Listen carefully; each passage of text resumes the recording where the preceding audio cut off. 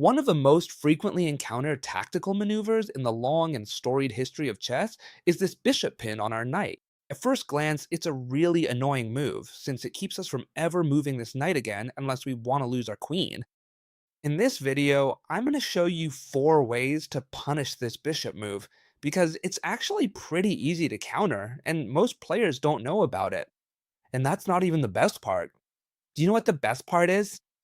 The best part is that you can use this no matter what opening you play, since this pin shows up in most games. For example, what happens if, just to name one, someone plays the Scandinavian defense against us? It's a pretty popular defense, especially for players rated under 2000, right? For example, we threaten the queen, it retreats, we develop the knight, and now the pin starts. This is just a sample development, okay? You'll likely run into this in almost all of the games you play. What's the important thing here? Take a look at the bishop's pin on our knight. Alright, a lot of you might think a good move would be to chase this bishop away with h3, so that if they trade, the annoying pin is gone. Of course, the bishop can always retreat and keep the pin going. Well, that's an interesting plan. Another interesting plan to get rid of the pin is to play bishop to e2. Yeah, all this sounds great, chess teacher, but is this really what you're going to teach me? Well, no, neither of these two plans is the right one. The idea is to develop actively. For example, moving the bishop to the c4 square here would be a highly effective move, even no matter that our bishop is pinned. Let me explain why. Here, the most normal thing is for them to continue developing. For example, knight to c6 or knight to f6. And here we'd already have a clear advantage and could take advantage of this bishop, which is really badly placed. If they had played knight to c6, it would be even more spectacular and easier. Why? Because this knight isn't defending the bishop. Knight to f6 is defending the bishop on g4. Ah, but pay attention to the following. Here we already have the advantage anyway. Playing bishop takes f7 is a classic tactical and winning move when our knight is pinned to the queen like this. What are we doing? We're luring the king out. Now, if the king simply decides to move over here and not accept the sacrifice, this game becomes way too easy. We could continue, for example, with knight to e5, check, and we'd take this bishop, which is attacked by 2 pieces, so black can't get away. They have to, for example, capture this bishop. And now the move is exactly the same. Knight to e5 wins the game. We take advantage of the discovered attack to check and attack the bishop with 2 pieces. Remember how I told you that if they had played knight to c6, it would have been easier? Way easier, because this knight wouldn't be defending this bishop. And we could have even jumped to this side, since we could have captured the bishop with the queen. And from here, if we look at how the game will end, let's suppose these exchanges happen, we end up with an extra pawn. And not only that, but now this game is way too easy to win. Our opponent has moved the king, so it's going to stay in the center for the whole game. We're going to castle, we're going to attack the king, and it's going to be a really comfortable game for us. We could even do it in a much more spectacular way. Instead of playing bishop takes f7, which would be an excellent sacrifice because we'd get back the bishop on g4, we could do it in a brilliant way. Play knight to e5 directly. So now we're attacking the bishop directly with 2 pieces. If the bishop moves away, we could checkmate right here. Of course, a lot of your opponents will be tempted to win the queen, since this bishop was pinning the knight, so when it moves, they can capture the queen. But the outcome is exactly the same. Bishop takes f7, and thanks to the knight, that would be checkmate.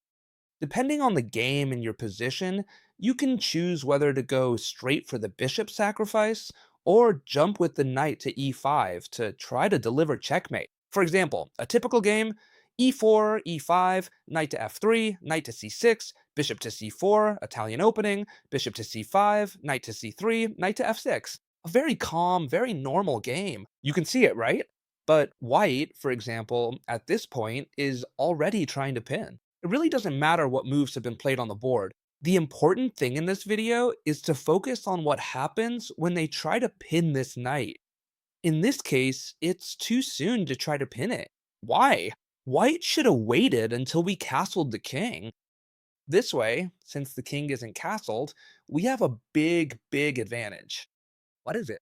That we can successfully launch a powerful pawn expansion and do it with absolute and total success. It is very important to remember this key point. When your knight gets pinned and you haven't castled yet, you have a truly fantastic opportunity to go on the attack. We attack the bishop. If it gets traded, that's great, because then our queen would join the attack, targeting the knight, and our pin would be really effective, since we'd have two pieces attacking their knight. But usually, when we force this dark squared bishop to move away, it retreats back to h4, maintaining its very annoying and strong pin on our knight. But what we're saying is that now we can initiate a truly spectacular and decisive kingside attack with g5. So we're going to secure a victory in this game without a single doubt. A lot of you who are a bit more experienced might be wondering, can't white do the typical sacrifice here? The knight takes the pawn on g5, the pawn recaptures on g5, and the bishop takes back on g5, effectively keeping the pin? No, they can't. And I'll explain why. Because we're not castled. Right now, they've basically given us a knight in exchange for giving us even more attacking chances. So it's all good for us. We're attacking the bishop, and it's gonna have trouble getting away. We're gonna castle long, and we'll have open files to attack our opponent's castled king. It would be a huge mistake in this position, after we've pushed g5, to try to capture with knight takes g5. I'll say it again, this capture would work if we were castled. Alright, so here, what should the white pieces do? Well, they have no choice but to move this bishop back. And now, pay attention, notice the difference. Now, the bishop comes in to pin their knight. Wait a minute, chess teacher, didn't you just tell me this wasn't a good idea? No, that's not what I said. I'm showing you when it's the right time to punish them. In this case, our opponent can't push the pawn, because this bishop is blocking the g-pawn. Do you see it? So now, trying to chase away this bishop doesn't work anymore, because it could just retreat here and keep the pin going without any trouble. That's why here white should just keep playing their game. Attacking our bishop doesn't help them, you see.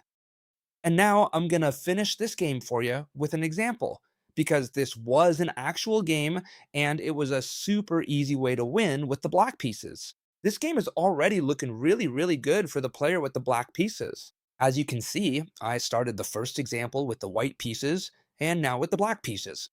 This means that it really doesn't matter which color we're playing with.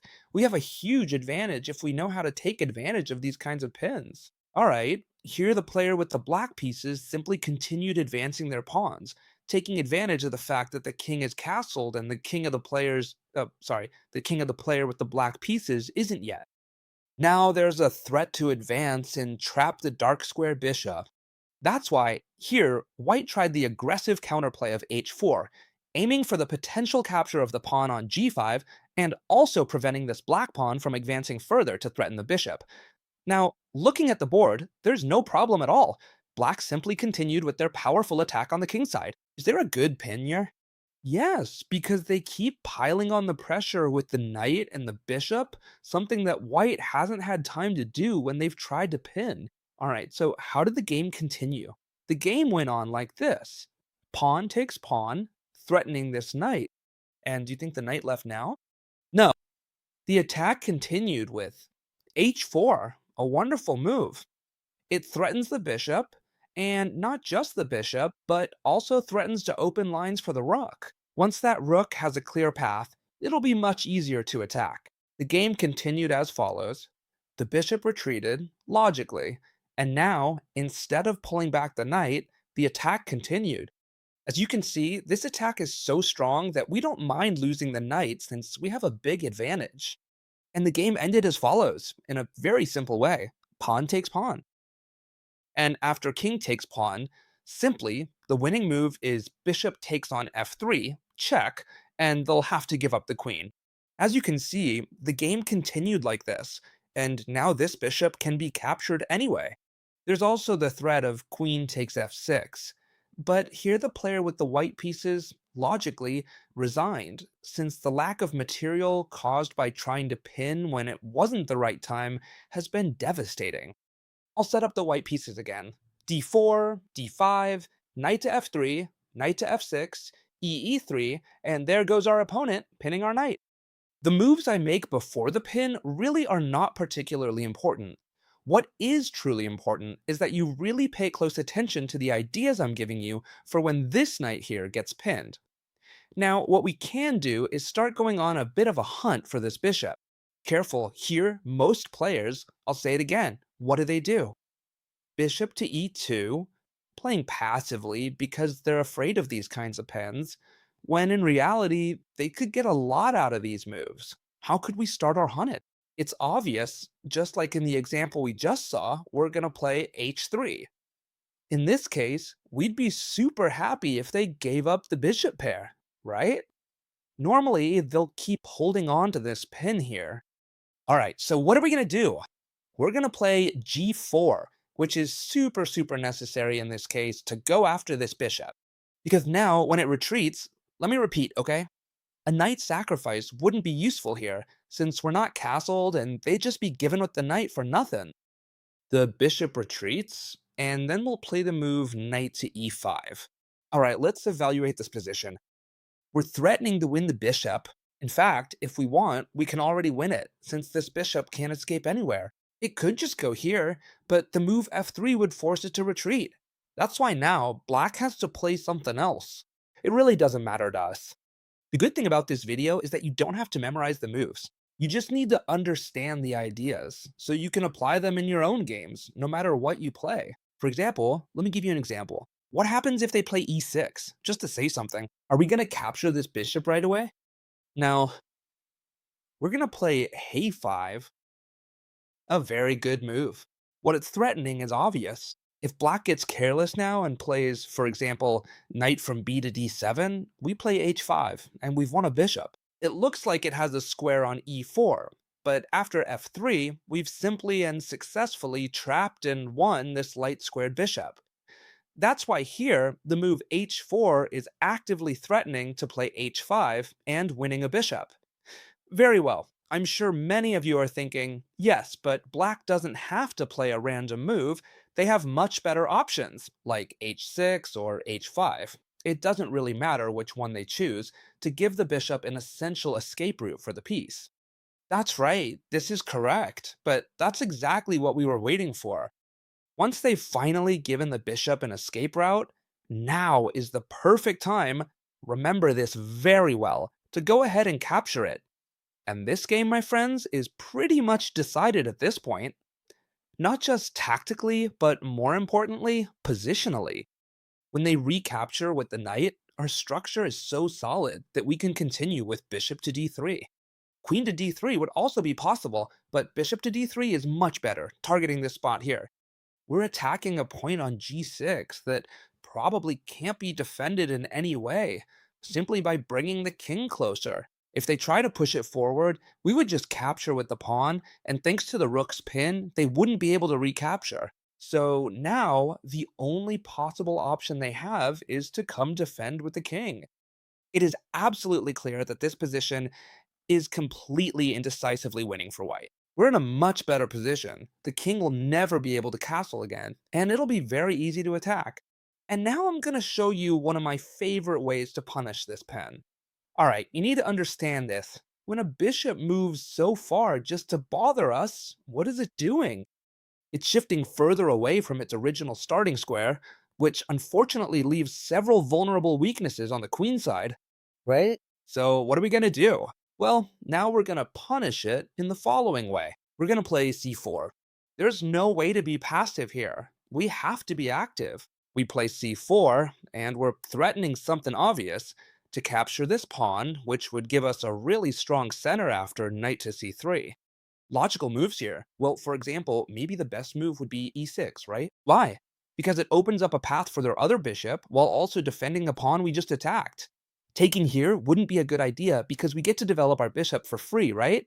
Alright, the important thing. What are we gonna do? Well, they're pinning our knight here, and the queen is right behind it, isn't she? So we move the queen to b3. Now this knight is no longer pinned, and more importantly, we attack the weaknesses left behind when the bishop left its home square. Very good. We're threatening queen takes b7 and also threatening the rook afterwards. A totally natural reaction would be to play bishop 6, for example. The thing is, now we've just added too much fuel to the fire. The queen is no longer pinned, so the knight can move. All right, let's move the knight over here, taking advantage of all these weaknesses that the player with the black pieces has left by being careless and trying to pin our knight when it wasn't the right time. Now, if the bishop is threatened, well, the bishop isn't the problem, it can just retreat. What's the real problem? Well, the real issue now is those white squares. We've managed to weaken them. What is that? Because we've counterattacked on the opposite flank. For example, let me explain. Pawn takes pawn would be a tremendous move. And why pawn takes pawn? Because now we can bring in the other bishop. Once again, we're taking advantage of those weaknesses. They have to block the check. There's only one way to block it, by placing a piece on d7, since putting it here would be heavily defended by both the knight and the pawn, right? So knight to b7 would be a perfectly good example, and here we'd already have a devastating move. We're pinning this knight here, putting pressure over here. What we need to do is put even more pressure, and we're gonna do that by playing e4, a real bombshell move. Why is e4 such a bombshell if we're just giving away the pawn and they can take it however they want? Well, e4 is a bombshell because it attacks the bishop, attacks the pawn, and most importantly, it opens up this diagonal for the light squared bishop. For example, if they capture the pawn with their pawn, it would simply be checkmate. And I assure you, my friends, it wouldn't be the first time I've delivered a checkmate like this. So they have to take, for example, with the bishop.